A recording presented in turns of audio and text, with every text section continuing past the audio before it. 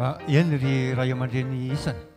misaotra an'Andriamanitra lehibe ny fiangonana fa nateo azy ny ady mafy izay nitantanana tao anatin'izay 20 taona izay dia matoa nivoaka tonga n'izao 20 taona izao dia tao izany fitantanan'Andriamanitra izany ary araka ny teny ray aman-dreny pastera teo moa izany hoe sary-bonoana dia sary-bonoana tokoa ny fiangonana mba manam-bola matoa toy izao moa ny fiangonana matoa natratra izany izao 20 taona izay dia tao dia tao ny ray aman-dreny pastera Maïol André Christian Dieudonné izay nitory ny fahamarinana fa raha tsy teo moa ianareo ray aman-dreny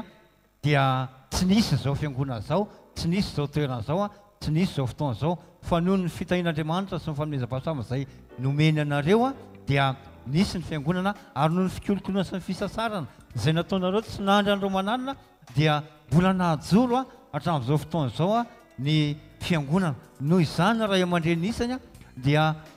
tenin'Andriamanitra moa manao hoe aoka izay nampianarina ny teny mba hafoy zava-tsoa izay manolotra tao anatin'izay fikelezanareo aina izay dia misy ny fanomezana kely varavety avy aty amin'ny zanaka izay nikolokoloinareo kely dia kely fa atolotra amin'ny fitiavana dia mangataka izay raiso amin'ny fitiavana ray aman-dreny isany.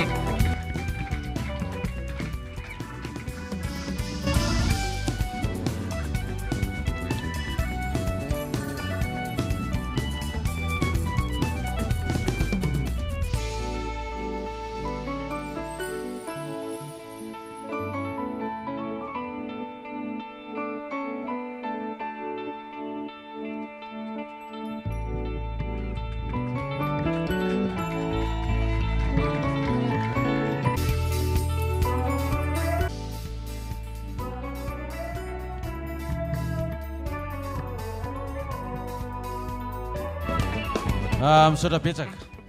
satria dia manana sary fahatserovana amin'izao 20 taona ny tria zao mba manam-bola ny izay mivady ny 20 taona ny fiangonana nafinaritra ny fiaonantsika teto androany ary na dia hoe tapitapoka azy dia nisy vahintsika teto tsy nampiomanina akory nareo satria tapitapoka koa le vahiny dia reny vao tonga hoe aiza ianao no mampivavaka raha pitso satria vao maly ariva zay ny aona hoe aiza mampivavaka dia ny manam-bola aiza zany noho izy dia nazavaina tsy fatana dia aloha mifanao fotoana antsika ozy izy dia mba manaraka anareo zay fa mba tahijery anareo zay satria zareo reny zany vao tonga ary natongavany teto dia ny anampy atsika araka ny resana tamin'ny maraina iny dia tonga ny araka tamintsika eto izy dia me voninahitra mafy mpanjaka ny mpanjaka ary sangana aritsika sangana aritsika lazaina amin'ny fomba ofisialy zany fa dia mikatona fa dia 20 taona ny fanamarinan'ny korala Abomanambola orakoraka be ao ary fa dideran'Andriamanitra tsika o karanina fa ny lakilewa samy manane